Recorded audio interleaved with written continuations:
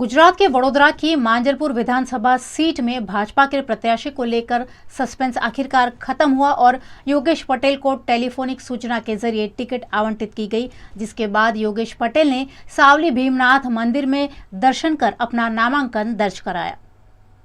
भाजपा द्वारा मांजलपुर विधानसभा क्षेत्र से योगेश पटेल को टिकट न दिए जाने के चलते पार्टी से वे काफ़ी नाराज थे, लेकिन आखिरकार 145 मांजलपुर विधानसभा के उम्मीदवार होने की जानकारी उनको टेलीफोन के द्वारा मिलने पर उन्होंने सावली स्थित भीमनाथ महादेव मंदिर में दर्शन किए और भोलेनाथ और स्वामी जी दादा के आशीर्वाद लिए।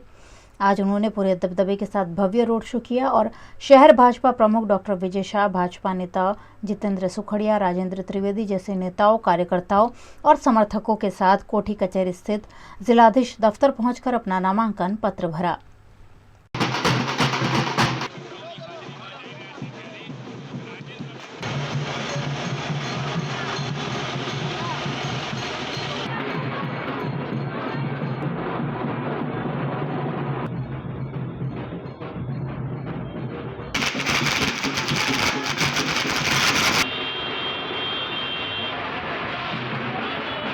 भारतीय जनता पार्टी में वर्षों से विधायक रहे मधु श्रीवास्तव ने आज निर्दलीय उम्मीदवार के रूप में अपना पर्चा भरा। पिछले 25 सालों से भाजपा के लिए कार्यरत और वाघोड़िया मत क्षेत्र के विधायक रहे मधु श्रीवास्तव को भाजपा द्वारा विधानसभा चुनाव 2022 के लिए टिकट न दिए जाने को लेकर वे भाजपा से नाराज हैं। उन्होंने निर्दलीय चुनाव लड़ने की घोषणा की थी। आज उन्होंने अपने समर्थकों और साथियों के साथ निर्दलीय के तौर पर अपना नामांकन पत्र भरा और कहा कि जब तक जिंदा रहेंगे वे जनता की सेवा करते रहेंगे। बस कार्यकर्ता અને કમિટીએ નિર્ણય કર્યો છે કે આપણે અપક્ષ લડવું છે, કે કોઈ પાર્ટી હવે લડવું નથી, કે જે પાર્ટીમાં આપણે રહ્યા આપણી જિંદગી અને લહુ બહાયું એ પાર્ટીના અંદર એ પાર્ટીએ જે સ્વીકાર્યું નથી તો પછી આપણે કોઈ પાર્ટીથી લડવું નથી, આપણે અપક્ષ લડવું છે। એટલે અપક્ષ લડવા માટે કમિટીએ અને કાર્યકર્તાએ નિર્ણય કર્યો છે કે આપણે અપક્ષ લડવું છે। કેવી વ્યૂહરચના થશે? વ્યૂહરચના તો 25 વર્ષથી હું ધારાસભ્ય છું। વ્યૂહરચનામાં પહેલા કે પહેલી વખત બી હું સ્ટાર્ટિંગના અંદર કોર્પોરેશનમાં બી અપક્ષ તરીકે ચૂંટાયો હતો,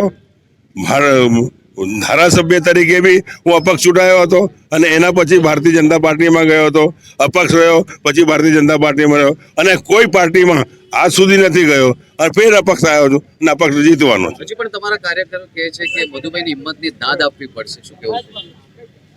દેખો, હિંમત તો મારા કાર્યકર્તાના વડે છે મને અને મારા કમિટીના લોકોએ મને જે આપે છે હિંમત, એ હિંમતના વડે જ હું ચાલી રહ્યો છું।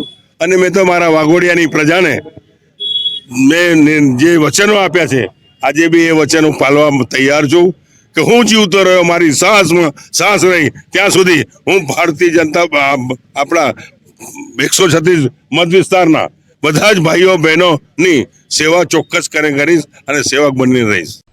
वडोदरा के सावली की स्पेशल पॉक्सो कोर्ट में मिसाल स्वरूप निर्णय सुनाया गया, जिसमें रेप विथ मर्डर केस के आरोपी को फांसी की सजा हुई है।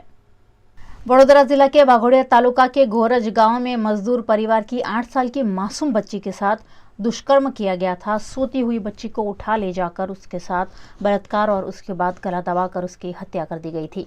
इस मामले वाघोड़िया पुलिस ने संजय बारिया नामक आरोपी को गिरफ्तार किया था। सावली के पॉक्सो कोर्ट में इस मामले की सुनवाई में आरोपी को फांसी की सजा दी गई है। पॉक्सो और एट्रोसिटी एक्ट के तहत दर्ज इस मामले में पीड़ित परिवार को 17 लाख रुपए का मुआवजा देने की सिफारिश डिस्ट्रिक्ट कंपनसेशन सर्विस अथॉरिटी से की गई है।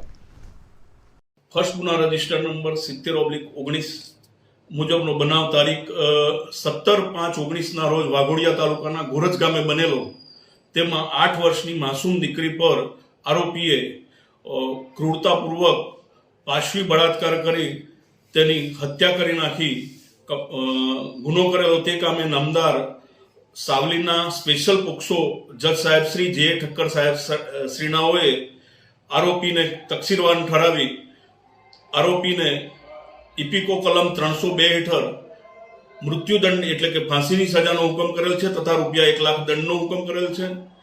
આરોપીએ કરેલ બળાત્કારના ગુનામાં તેમજ પોક્સો એક્ટના ગુનામાં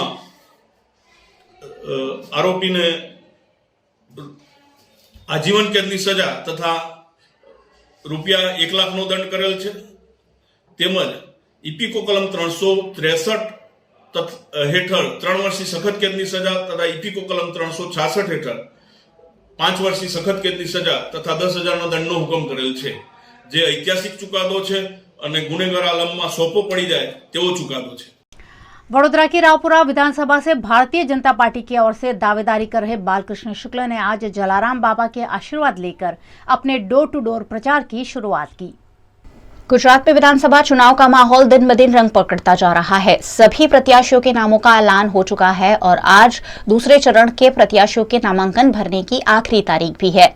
ऐसे में वडोदरा की रावपुरा विधानसभा से भारतीय जनता पार्टी ने इस बार भारतीय जनता पार्टी के अग्रणी नेता बालकृष्ण शुक्ल को मैदान में उतारा है। बालकृष्ण शुक्ल वडोदरा के पूर्व सांसद और पूर्व मेयर भी रह चुके हैं। आज बालकृष्ण शुक्ल ने वडोदरा के समा में स्थित जलाराम मंदिर में पूजा अर्चना कर और अपनी जीत की मंगल कामना की। इस दौरान उनके साथ परिजनों और बड़ी संख्या में समर्थकों की भी उपस्थिति रही। जलाराम बाबा से आशीर्वाद लेने के बाद बालकृष्ण शुक्ल ने डोर टू डोर प्रचार की शुरुआत की। लोगों के बीच जाकर उन्होंने हाथ जोड़कर मतदान की अपील की। भारतीय जनता पार्टी और बालकृष्ण शुक्ल को जिताने की अपील बालकृष्ण शुक्ल और उनके समर्थकों ने मतदाताओं से की। लोगों के घर घर जाकर बालकृष्ण शुक्ल और भारतीय जनता पार्टी के नेताओं ने फिर एक बार वडोदरा की रावपुरा विधानसभा की सीट भारतीय जनता पार्टी की झोली में डालने की अपील की। इस दौरान जगह जगह बालकृष्ण शुक्ल को मतदाताओं का समर्थन भी देखा गया। जगह जगह उनका नागरिकों द्वारा स्वागत भी किया गया। महाराष्ट्र भाजपा के नेता अतुल शाह इन दिनों सूरत में पर्यवेक्षक के रूप में गुजरात विधानसभा चुनाव 2022 में भाजपा के बेहतर परफॉर्मेंस के लिए दिन रात एक कर रहे हैं। गुजरात में विधानसभा चुनाव का माहौल रंग पकड़ता जा रहा है। इस बार गुजरात में 27 सालों से सत्ता पर बैठे भारतीय जनता पार्टी को कांग्रेस के साथ साथ आम आदमी पार्टी का भी सामना करना पड़ रहा है। ऐसे में भारतीय जनता पार्टी के कुछ जुझारू नेता दिन रात ज्यादा से ज्यादा सीट पार्टी को दिलाने में जुटे हुए हैं। ऐसा ही नाम है अतुल शाह, जो महाराष्ट्र में भारतीय जनता पार्टी के पूर्व विधायक भी रह चुके हैं और हाल ही में उनका नाम महाराष्ट्र में तख्ता पलट में खुलकर सामने आया था।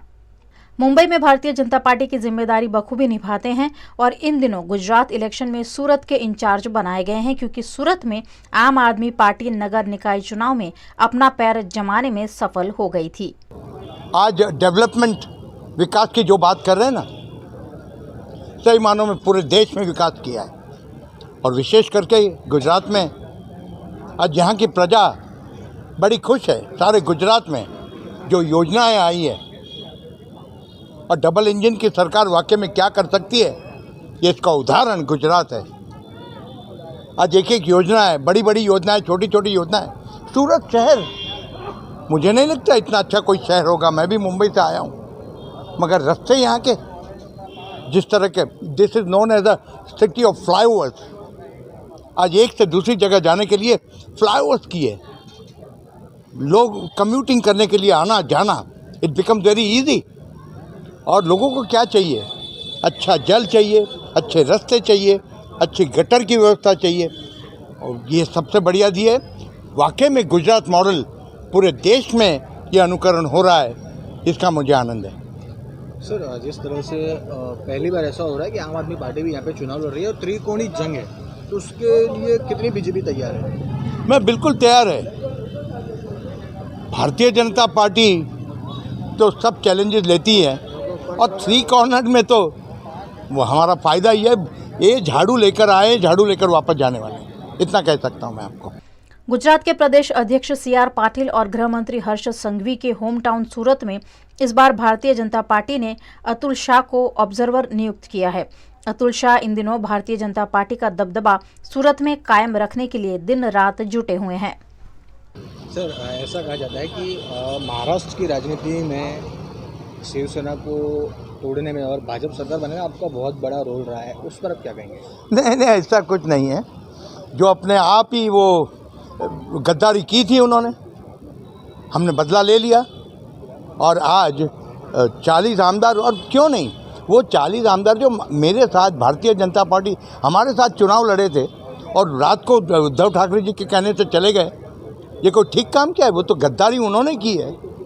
वो तो बेचारे एमएलए को सफ़र करना पड़ रहा था एनसीपी के हाथों, खाली सिर्फ एक व्यक्ति के सत्ता के लिए, उद्धव ठाकरे जी के जो मुख्यमंत्री के लिए सबका वहाँ पर नुकसान हो रहा था। एनसीपी के लोग और कांग्रेस के लोग वो शिवसेना का खच्चीकरण कर रहे थे, इसलिए वो बाहर आए। सर, आपको वैक्सीन मैन के नाम से भी जाना जाता है, उसके लिए आप क्या कहेंगे? वैक्सीनेशन, क्योंकि मैंने मुंबई में वैक्सीनेशन ड्राइव करीबन 18 महीना चलाया, वो भी मोदी जी की प्रेरणा से। ये देश में वैक्सीन नहीं थी, हमारे प्रधानमंत्री आदरणीय नरेंद्र जी मोदी ने, उन्होंने वैक्सीनेशन रिसर्च करके करवाया। इतना ही नहीं, वसुधैव कुटुंबकम, ये सही मानों में उसको इम्प्लीमेंट कर रहे हैं। सारी दुनिया में वैक्सीन भारत ने दी, उसका मुझे आनंद है। और वो कोविन ऐप जो बनी है ना सर, अमेरिका में भी वैक्सीन देके पर्ची बनाते, हाथ से लिख के देते, अपने यहाँ पूरा कंप्यूटराइज डिजिटल बनाया। ये देश की प्रगति नहीं है तो क्या है? ये मोदी जी का अथाक परिश्रम नहीं है तो क्या है? इतना बड़ा संकट आया था, मगर एक उनके कॉल से सारा हिंदुस्तान ने कर्फ्यू में साथ दिया, लॉकडाउन किया। नहीं तो वो लॉकडाउन नहीं होता, वो सेल्फ कर्फ्यू नहीं होता, तो देश की हालत क्या होती। और इसी वही प्रेरणा से सारे हिंदुस्तान के भारतीय जनता पार्टी के, और जिस कॉन्स्टिट्यूंसी में मैं हूँ, पूर्णेश भाई मोदी जो सूरत पश्चिम सीट का इंचार्ज हूँ मैं अभी, यहाँ पर पूर्णेश भाई का भी आप वैक्सीनेशन के समय का, कोरोना के समय का इतिहास निकालिए। इन्होंने जो सेवा की है, 2-2, 3-3 लाख लोगों के रोज़ खाना पहुँचाया जाता था, घरों से रोटी लाई जाती थी, बहुत काम हुआ है। क्या लग रहा है इस बार गुजरात में बीजेपी कितनी सीट सकती है? मैं सीट बड़ी भारी मेजॉरिटी आने वाली है। सीट का नंबर मत पूछिएगा, बट एनीथिंग प्लस 130 होगा। गुजरात विधानसभा का चुनाव 1 दिसंबर और 5 दिसंबर को होना है। चुनाव में 182 विधानसभा सीटों में से ज़्यादा सीट भारतीय जनता पार्टी की झोली में डालने के लिए भाजपा के ऐसे कई नेता कटिबद्ध है। सूरत से संवाददाता महेंद्र परिक की रिपोर्ट।